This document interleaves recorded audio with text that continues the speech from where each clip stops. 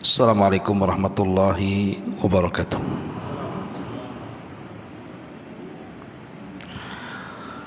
Alhamdulillah wassalatu wassalamu ala Rasulillah wa ala alihi wa sahbihi wa mawalah wa la hawla wa la quwata illa billahi wa ba'du. Alhamdulillah, segala puja dan puji hanya milik Allah subhanahu wa ta'ala. Salawat dan juga salam kita hadiahkan kepada Rasul kita Nabi besar Muhammad sallallahu alaihi wa ala alihi wasallam. Ma'asyiral muslimat yang dimuliakan Allah subhanahu wa ta'ala, alhamdulillah di pagi menjelang siang ini kita bisa berkumpul di Masjid Nidaul Ilmi Kapling Beliung, dan pembahasan di pagi menjelang siang ini ada sebuah hadis yang dikeluarkan oleh Imam Muslim dalam sahihnya. Hadis ini dari sahabat Jabir radhiyallahu anhu. Nabi sallallahu alaihi wasallam bersabda, "Inna iblisa yada'u arsyahu 'alal ma' thumma yab'atsu sarayahu fa'adnahum minhu manzilatan a'dhamuhum fitnatan yaji'u ahaduhum fayaqulu fa'altu kadha wa kadha fayaqul ma sana'ta syai'a qala thumma yaji'u ahaduhum fayaqulu ma taraktuhu hatta farraqtu bainahu wa baina imra'atihi qala fayudnihi minhu wa yaqul ni'ma anta."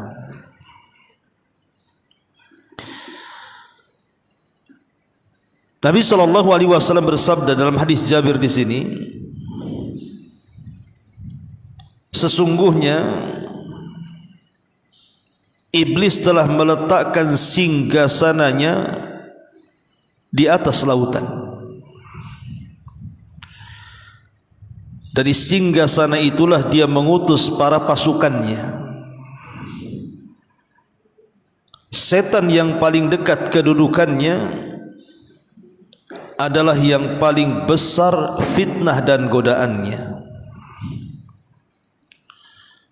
Di antara mereka ada yang melapor, "Saya telah melakukan godaan ini dan godaan itu." Maka iblis berkata, "Kamu belum melakukan apapun." Maka datanglah setan yang lainnya melaporkan, "Saya telah menggoda seseorang sehingga ketika saya meninggalkannya dia telah berpisah dengan istrinya alias menceraikannya." Mendengar hal itu maka kemudian iblis pun bangga dan bahagia. Kemudian iblis mengajaknya untuk duduk di dekatnya dan berkata, "Sebaik-baik setan adalah kamu." Hadis ini dikeluarkan oleh Imam Muslim dalam sahihnya. Perhatikan hadis ini, Bu. Hadis ini adalah hadis yang sangat bahaya sekali, yang menjelaskan kepada kita tentang peran iblis dalam menggoda Bani Adam. Di sini Nabi SAW mengatakan, "Inna iblisa yadau arsyahu 'alal ma'." Sesungguhnya iblis itu meletakkan singgasananya di atas lautan. Kenapa dia memilih lautan untuk membuat singgasananya? Karena iblis itu ingin menyerupai Allah Subhanahu wa ta'ala. Dalam hadis Abdullah bin Mas'ud radhiyallahu an, ketika menjelaskan tentang jarak antara satu langit ke langit berikutnya. Maka dijelaskan bahwa satu langit ke langit berikutnya itu perjalanan 500 amin, 500 tahun perjalanan. Begitu juga dari langit ke langit berikutnya sampai ke langit ketujuh, termasuk dari langit ketujuh ke kursi juga kurang lebih 500 tahun perjalanan. Kemudian di atas kursi ada lautan, dan di atas lautan ada arsy, dan Allah di atas arsy. Lah ketika arsyur Rahman, arsy Allah Subhanahu wa taala berada di atas lautan, makanya iblis ingin menyerupakan dirinya dengan Allah Subhanahu wa taala, maka dia membuat singgasananya di atas lautan. Persis seperti dialognya Nabi SAW dengan anak Yahudi namanya Ibnu Sayyad, yang para sahabat menyangka dia adalah Dajjal. Lah salah satu dialog Nabi SAW dengan Ibnu Sayyad itu, ketika Ibnu Sayyad menyebutkan kalimat wa kana arsyuhu alal ma, sesungguhnya singgasananya di atas lautan, disyaratkan kepada Dajjal, maksudnya kepada iblis. Ya, karena lautan adalah tempat yang dipilih iblis untuk membuat singgasananya. Makanya hati-hati orang yang berlayar, karena lautan adalah tempat yang diambil oleh iblis dan bala tentaranya sebagai tempat tinggal mereka, bahkan sebagai markas mereka. Kemudian Nabi SAW mengatakan thumma yab'atsu saraya, dari atas lautan atau dari atas singgasana yang di atas lautan itulah iblis mulai mengutus pasukannya. Jadi setiap hari iblis itu mengutus utusannya dari lautan ke daratan. Untuk apa? Untuk menebar was-was di tengah-tengah Bani Adam, di tengah-tengah kita. Yang terkena was-was pasukan iblis ini, akhirnya mereka pun mulai bermaksiat kepada Allah Subhanahu wa taala. Ada yang tadinya tidak ghibah jadi ghibah, ada yang tadinya tidak dusta jadi pendusta, ada yang tadinya tidak maksiat tiba-tiba terdorong untuk melakukan maksiat, tiba-tiba dia mencuri, tiba-tiba dia berzina, tiba-tiba dia meninggalkan salat, dan begitu seterusnya. Jadi setiap hari iblis itu menyebar pasukannya untuk menebarkan was-was di tengah-tengah umat manusia.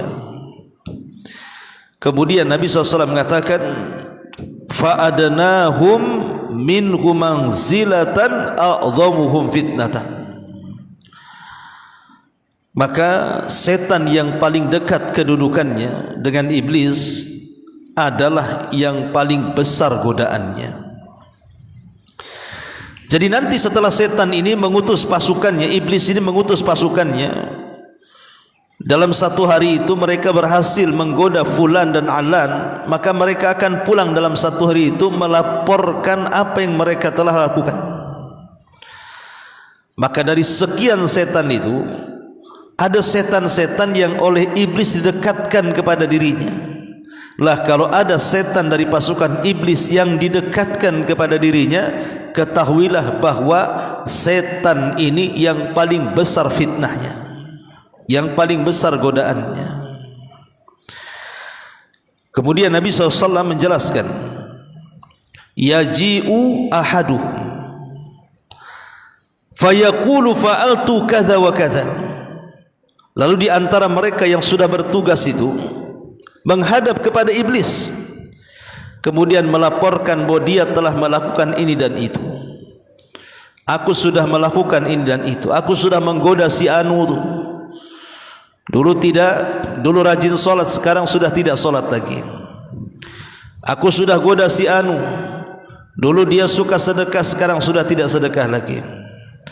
Aku sudah goda si anu, dulu pendiam, sekarang tukang gibah tuh. Aku goda si anu tuh, dulunya dia tertutup auratnya, sekarang sudah tidak menggunakan lagi pakaian yang menutup auratnya. Disebutkan satu-satu untuk keberhasilannya. Tapi iblis tidak takjub dengan laporan itu, kan itu sudah biasa hari-hari. Makanya kemudian iblis mengatakan, ma fa'alta syai'an, hakikatnya kalian belum melakukan apa-apa. Itu sudah biasa itu.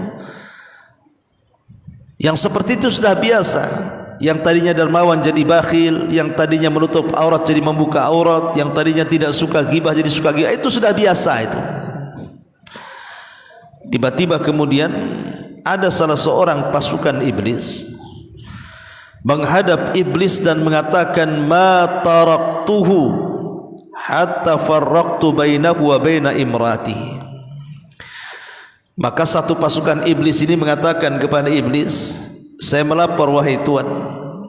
Kata iblis, ya, apa laporan? Dia mengatakan, aku sudah berhasil menggoda 2 Bani Adam yang sudah menikah, dan tidaklah aku meninggalkan mereka kecuali keduanya telah berpisah, telah bercerai, di mana suaminya sudah menceraikan istrinya, sudah mentalak istrinya. Maka tiba-tiba kemudian iblis bangkit dari singgasananya, kemudian mendekati setan itu, kemudian mengatakan, ni'ma anta, sebaik-baik setan dari seluruh setan adalah kamu, karena sudah berhasil menghancurkan rumah tangga, berakhir dengan perceraian. Dari hadis ini ulama mengatakan ta'dimu amril firaq wa talaq wa kathir dhararihi wa fitnatihi, tentang agungnya atau besarnya perkara perceraian ataupun perpisahan, dan akan mengakibatkan banyaknya madarat yang akan ditimpakan kepada keluarga yang bercerai.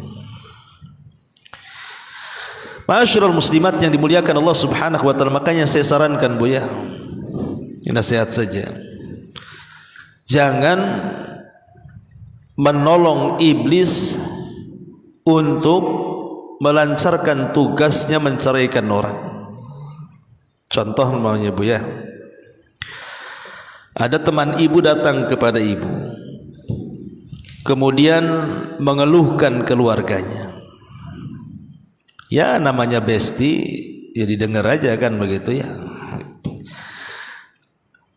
Lah ibu di posisi sebagai pendengar, kalau bisa jangan komentar Bu, jangan memihak besti ibu ataupun suaminya, karena ibu kan baru satu telinga tuh masalahnya, tidak melihat mendengar dari suaminya. Jangan mentang-mentang karena kawan dekatnya akhirnya udahlah cari aja lah, nanti kita cari katanya. Lah kalimat seperti ini sama dengan meloloskan iblis dalam tugasnya. Kalau ibu justru menganjurkan atau mengompori atau memanas-manasi orang bercerai, itu sama saja ibu jadi kaki tangan iblis tuh. Tapi sebaiknya Bu, kalau ada orang yang minta nasihat apakah harus bercerai dengan suami saya, sebaiknya jangan bercerai, apapun kasusnya. Jadi tetap pendapat ibu jangan bercerai, soal nanti dia bercerai itu urusan dia. Tapi kita kemudian tidak menjadi kaki tangan iblis, karena kalau orang sudah bercerai Bu, itu madaratnya banyak, baik kepada si suami, baik kepada si istri, baik kepada keluarga suami, baik kepada keluarga istri, baik kepada teman-teman suami, baik kepada teman-teman istrinya, ataupun yang lebih daripada itu kepada anak-anaknya. Akibat bercerai, Bu, lihat akibat perceraian kan, banyak anak-anak yang terlantar. Akhirnya si ibunya kawin lagi, dapatlah dia ayah tiri. Kemudian si ayah ini kawin lagi, dapat pula ibu tiri. Ayah tiri dan ibu tiri rupanya tidak mencintai si anak tadi. Apa yang terjadi? Akhirnya terlantar anak ini kan. Makanya datang iblis dan mengatakan, sudah nak, kau sudah tidak diakui bapakmu, sudah tidak diakui ibumu, sudah jadi anak angkatku sajalah katanya. Akhirnya jadi anak angkat iblis pula tuh. Dan biasanya kalau orang sudah menikah kemudian bercerai, akhirnya banyak terjadi masalah kan, Bu. Seorang suami bercerai akhirnya stres berzina, naudzubillah. Kemudian si istri juga begitu sama. Jadi akan rusak ibadahnya, rusak muamalahnya, macam-macam rusak tuh. Pokoknya perceraian itu pasti akan merusak segalanya. Ya, maksudnya yang saya maksudkan di sini bukan perceraian yang dibolehkan. Ya, tidak semua perceraian itu terlarang, tidak ada perceraian yang dibolehkan. Bahkan jadi solusi juga cerai itu terkadang. Bagi orang yang suami istri berumah tangga kemudian bercekcok, terkadang cerai itu solusi daripada agama. Tapi yang dimaksud cerai di sini artinya cerai yang kemudian memadaratkan, membawa madarat besar bagi keluarga dan anak-anak. Cerai yang tidak ada sebabnya. Makanya kenapa kemudian Nabi SAW mengatakan, siapapun wanitanya yang meminta cerai kepada suaminya tanpa ada sebab, maka wanita itu terlaknat dan terlaknat. Siapapun wanitanya, tiba-tiba dia menghulu suaminya tanpa sebab, maka wanita itu terlaknat, kata Nabi.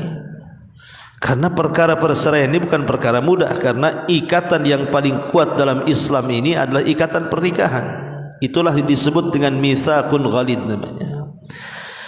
Ma'asyiral muslimat yang dimuliakan Allah Subhanahu wa taala, baik kita akan kembangkan sedikit. Ma'asyiral muslimat yang dimuliakan Allah Subhanahu wa taala, tentu dalam kehidupan berumah tangga, saya, ibu atau siapapun lah, menginginkan keluarga itu seperti firman Allah Subhanahu wa taala, wa ja'ala bainakum mawaddata wa rahmah. Ingin mendapatkan tiga perkara kan, Bu? Ingin mendapatkan ketenangan, ingin mendapatkan kecintaan, dan ingin mendapatkan kasih sayang. Saya kira seluruh rumah tangga kaum muslimin menginginkan tiga perkara ini. Rumah tangganya ingin tenang, rumah tangganya dibangun di atas kecintaan, dan rumah tangganya dibangun di atas kasih sayang. Sebab kalau tiga perkara ini ada dalam rumah tangga, insya Allah rumah tangga ini penuh dengan kebahagiaan. Tapi masalahnya, Bu, tidak semua rumah tangga itu sesuai dengan keinginan kan, Bu. Ada saja rintangan di tengah jalan itu, sehingga banyak kemudian rumah tangga tidak sesuai dengan cita-cita dan keinginan, kandas pula di tengah jalan dengan cara tadi adanya perceraian tadi. Maka ada beberapa perkara, Bu, penyebab kenapa rumah tangga ini hilang sakinahnya, hilang mawaddahnya, hilang rahmatnya, ditambah-tambah memang pasukan iblis itu datang kemudian ikut mengacaukannya. Apa penyebabnya? Dan apa pula solusinya? Ma'asyiral muslimat yang dimuliakan Allah Subhanahu wa taala, pertama, Bu, kalau ibu sedang bermasalah dengan suami, atau boleh jadi suami sedang bermasalah dengan istri, terjadi pertengkaran lah. Ya, namanya keluarga itu mestilah tidak mungkin lurus-lurus terus, pasti satu hari akan terjadi pertengkaran, entah masalahnya kecil atau besar. Pertama, Bu, jangan terfikir untuk bercerai dulu. Jangan terpikir untuk bercerai. Cari dulu solusi. Karena terpikir untuk bercerai itu tidak mendatangkan islah dalam keluarga, berarti orang ini memang tidak mau baikan, tidak mau melanjutkan rumah tangga kan. Tapi kalau seandainya pertengkarannya itu maksudnya supaya dia ingin kembali baik, ingin kembali islah menjadi suami istri yang bahagia, maka hilangkan cara berfikir itu bahwa saya harus berpisah dengan dia. Jauh-jauhkan watak seperti ini. Ya, namanya dalam keluarga mesti ada lah yang bertengkar, tak mungkin gak bertengkar. Tetapi jauhkan cara berfikir saya ingin pisah, karena ini bukan solusi, ini justru masalah. Ini yang pertama. Kemudian yang kedua, saat ibu sedang bermasalah ataupun sedang bertengkar dengan suami, iyyaki bil la'ni wad du'a. Hati-hati bu, kata ulama, jauhi laknat dan doa. Yang namanya bertengkar, tapi jangan sampai kemudian lisan ini tidak terkontrol bu. Jangan sampai kemudian keluar kata-kata laknat atau doa-doa buruk, tidak boleh ya. Ini juga penting ini, karena kebiasaan seorang wanita, maaf bu ya, biasanya kalau bertengkar kemudian sudah kalap, biasanya kata-kata perempuan ini lebih sadis bu ya. Dia bisa mengeluarkan macam-macam kata-kata. Maka jauhi dalam pertengkaran itu kata-kata yang berbau laknat ataupun berbau doa-doa keburukan. Bertengkar, tapi jauhi laknat dan doa buruk. Kemudian yang ketiga, jangan menghubung-hubungkan dengan perkara-perkara gaib. Umpamanya ibu sedang bertengkar dengan suami, tiba-tiba ibu mengatakan, jangan-jangan aku suka kamu gara-gara kau dukuni aku ya, kan gitu bu ya. Kan ada orang yang suka mengait-kaitkan dengan gaib itu. Jangan-jangan dulu kau pelet aku, dukun mana kau pakai katanya, dukun Banyuwangi atau dukun Jawa Barat kan itu ya. Jadi ada, tidak boleh kalau bertengkar itu jangan dikait-kaitkan dengan perkara-perkara gaib. Ngomong gitu kok anaknya sudah 5 tuh, aneh kan ya. Rumah tangganya sudah puluhan tahun, anaknya sudah banyak, bilang pula soal pelet. Maka dalam pertengkaran jauhi, jangan kait-kaitkan dengan perkara gaib. Karena itu kan fitnah, kan jatuhnya tuduhan, tidak boleh ya, nuduh jadinya. Kemudian juga yang keempat, jangan keluar rumah bu. Ibu kalau bertengkar dengan suami, jangan keluar rumah. Karena seorang istri itu kalau sampai dia melangkahkan kaki dari rumah saat pertengkaran, ini bukan mencari solusi bu, ibu mencari keributan namanya. Karena tidak boleh seorang wanita dia keluar rumah tanpa izin suaminya, walaupun dalam kondisi ibu sedang damai ataupun sedang bertengkar, tetap hukum tinggal di rumah itu ibu lakukan, kecuali kalau memang ada kekerasan di situ. Lain ceritanya KDRT, kalau tetap di rumah maka ibu akan bonyok, dipukuli atau apa kan, paksalah lari dari rumah kan ya. Tapi kalau suami hanya ngomong saja, nggak menyakiti ibu dan begitu seterusnya, sebaiknya tinggal di rumah. Karena kodratnya perempuan, kata Allah subhanahu wa ta'ala, wa qarna fi buyutikun, hendaklah wanita-wanita itu diam di rumahnya. Ini yang keempat. Yang kelima ya, iya wattihami bil kadhib. Kalau ibu sedang bertengkar bu, jangan membuat dusta-dusta atau karangan-karangan cerita-cerita yang tidak ada untuk membela diri. Umpamanya kan, akhirnya ibu berdusta, aku kata si anu engkau begini-begini, padahal itu ibu karang-karang aja tuh. Aku sudah dengar kebusukanmu, keburukanmu, si anu juga ngomong, padahal si anu nggak ngomong. Nah, kan ini jangan suka mengarang-arang. Sebab mengarang-arang cerita ini masalahnya akan melebar bu. Akhirnya suami bisa saja datangi si anu yang ibu sebut namanya tuh. Jadi bertengkar kemana-mana jadinya. Maka tidak boleh seseorang itu meluas ke pertengkaran dengan cara berdusta. Kemudian juga yang nomor 6, la tuwassi al masalah. Jangan meluaskan masalah, Bu. Ibu kadang-kadang masalah hanya satu, tapi yang dibicarakan semuanya. Jadi ibu kalau ada masalah dengan suami, jangan meluaskan masalah. Cukup masalah itu saja. Cukup di titik masalah yang ibu sedang bertengkar dengan suami itu masalah apa. Kadang-kadang ada seorang ibu-ibu itu kalau sudah bertengkar, dia meluaskan masalah sampai kepada tetangganya, sampai kepada keluarganya, disebut-sebut tuh. Oh, jangan-jangan keluargamu seperti itu juga katanya. Lah, keluarganya kok dibawa-bawa pula. Jadi itu penting. Kemudian yang nomor 7, jangan memasukkan ke keluarga ke dalam masalah, Bu. Jangan memasukkan keluarga ke dalam masalah. Karena ada orang yang suka memasukkan keluarga dalam masalah. Ketika ada masalah dengan suaminya, dia telepon orang tuanya, dia telepon bapaknya, dia telepon ibunya, dia telepon saudaranya, minta dukungannya, minta pasukannya. Nggak boleh, Bu. Ya, jangan memasukkan orang lain ke dalam masalah. Keluarga itu boleh masuk kalau diminta. Itu pun berdasarkan kesepakatan. Nggak boleh masuk-masukkan begitu saja. Dan ini yang paling penting, Bu. Jangan membuka lembaran lama. Iyyaka an taftahi bil madhi.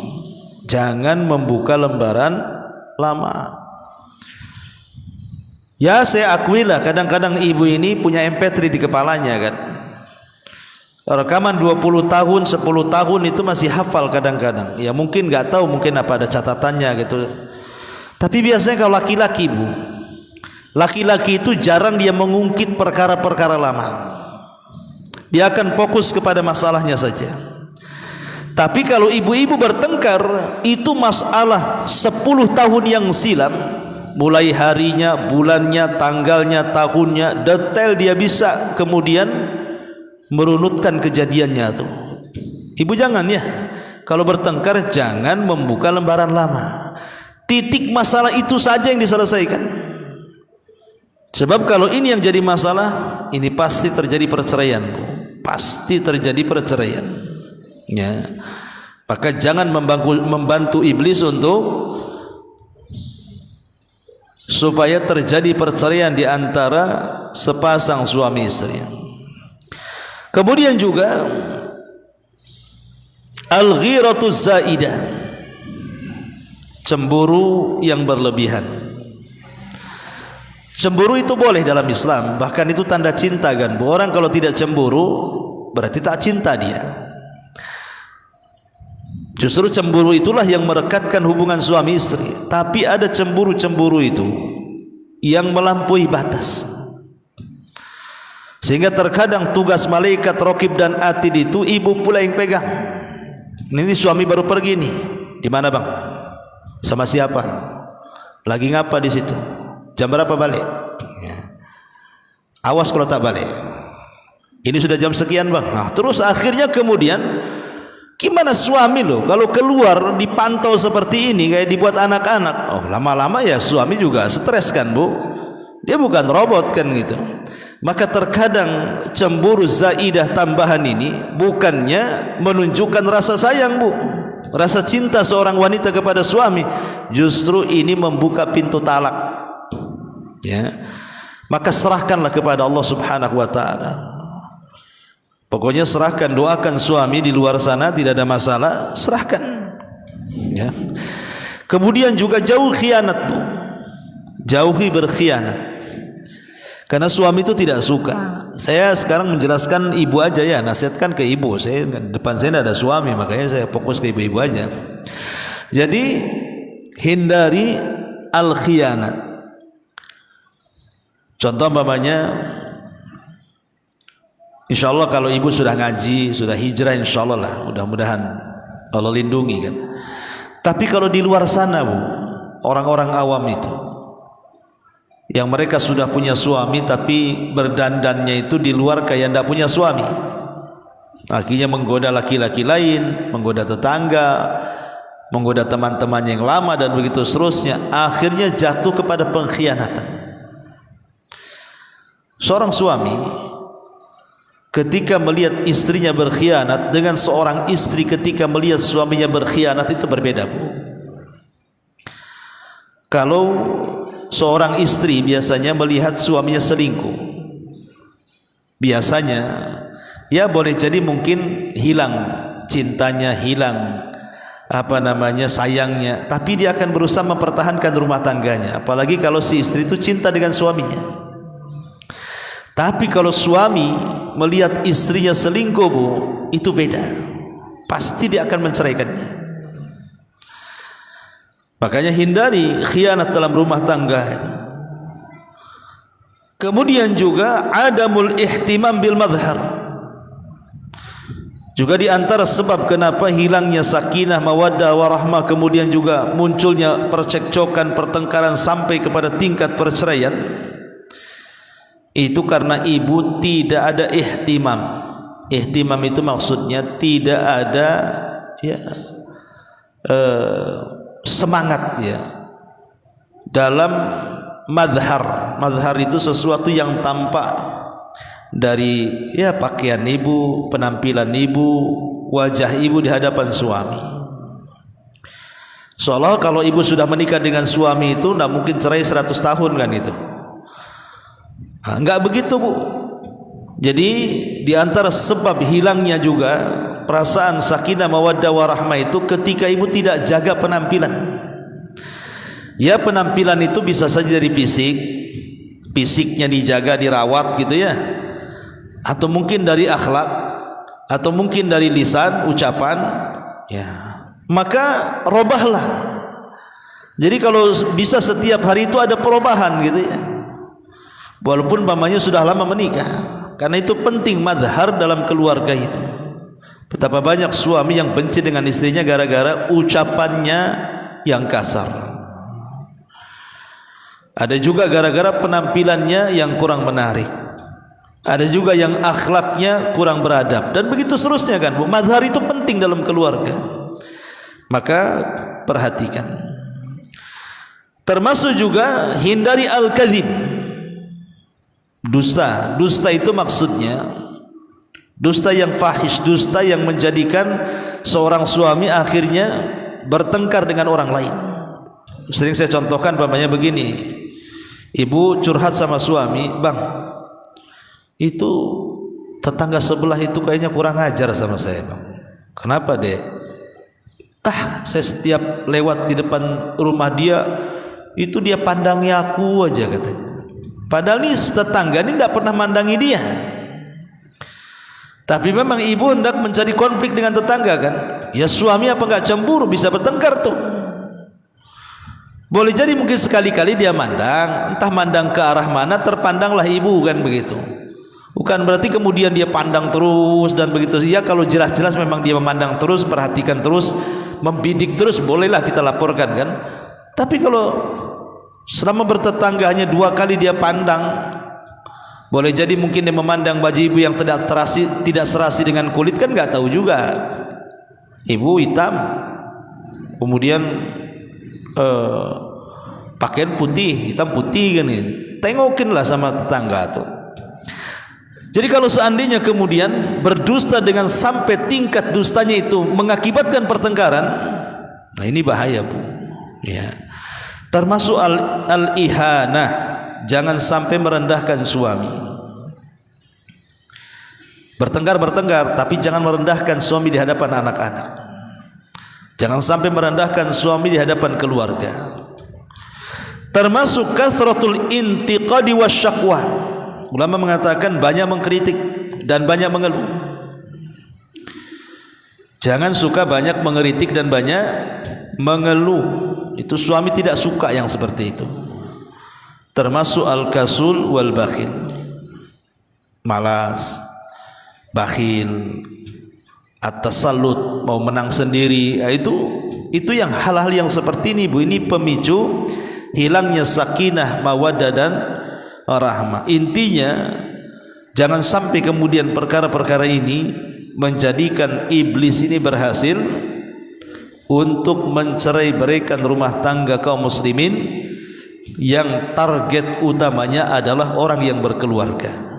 Karena iblis itu sangat senang dan cinta apabila di antara keluarga kaum muslimin ada yang bercerai-berai. Wallahu a'lam. Ini di antara keterangan hadis dari Jabir radhiyallahu anhu yang dikeluarkan oleh Imam Muslim dalam sahihnya. Sebelum saya tutup, silahkan Bu kalau ada yang mau bertanya. Ya. Pertanyaan pertama, seorang berhutang dengan saya, dia bayarnya cicil 2 kali, pada cicilan 1 dan cicilan pertama, dan yang kedua dia melebihkan uang cicilan dari kesepakatan. Saya sudah menolak karena takut itu riba, tapi sebelumnya mengatakan kalau kelebihan uang itu untuk anak saya. Bagaimana Ustaz hukum uang kelebihan tersebut? Apakah harus kami kembalikan atau gimana?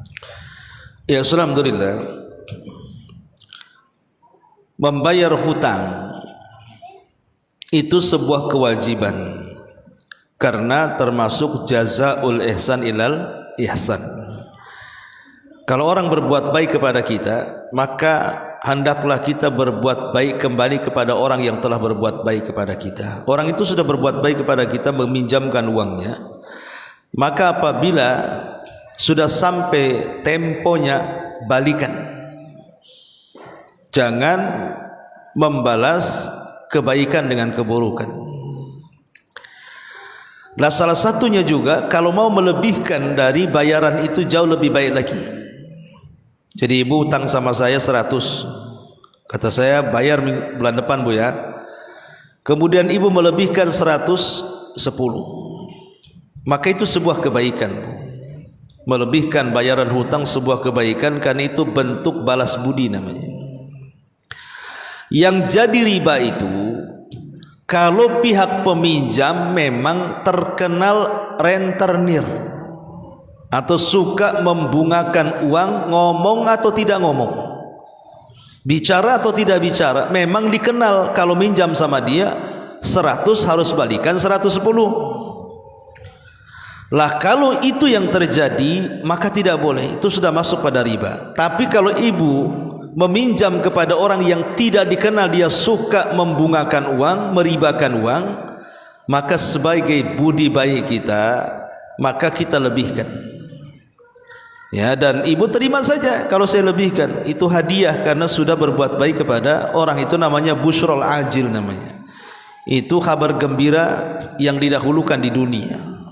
Karena ada orang yang melebihkan dari hutang yang kita hutangi, padahal niat saya ngutangi itu ingin dapat pahala, rupanya bukan hanya dapat pahala tapi juga dapat kelebihan dari pembayaran tadi. Tidak ada masalah, tidak usah dibalikan.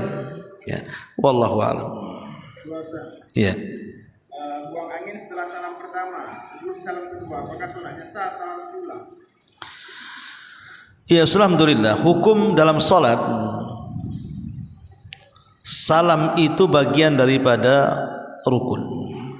Salam itu bagian daripada rukun. Apakah kemudian kedua-dua salam, maksudnya salam assalamualaikum, assalamualaikum, ataukah salam ke kanan saja? Ada yang mengatakan bahwa yang rukun itu adalah salam ke kanan saja, ke kiri itu sunnah. Ke kiri itu sunnah. Artinya kalau seandainya seseorang sudah salam ke kanan tiba-tiba mengeluarkan angin dan dia belum salam ke kiri, dianggap sah karena sunnah, kan begitu ya. Lain kalau dia rukun, ya. Itu sebagian para ulama mandang seperti itu. Ada yang mengatakan dua-duanya rukun. Kalau dua-duanya rukun berarti kalau kentut belum salam ya batal sholatnya. Tapi Allahu a'lam ya, bahwa salam yang rukun itu adalah salam ke kanan. Jadi kalau seandainya orang sudah salam ke kanan, assalamualaikum warahmatullahi gitu ya, maka itu sudah sempurna sholatnya. Karena ke kiri ini hukumnya sunnah saja. Wallahu a'lam. Ya, sampai di sini. Subhanakal bihamdika asyhadu an la ilaha illa anta astaghfiruka wa atubu ilaik. Allahu taala alam. Assalamualaikum warahmatullahi wabarakatuh.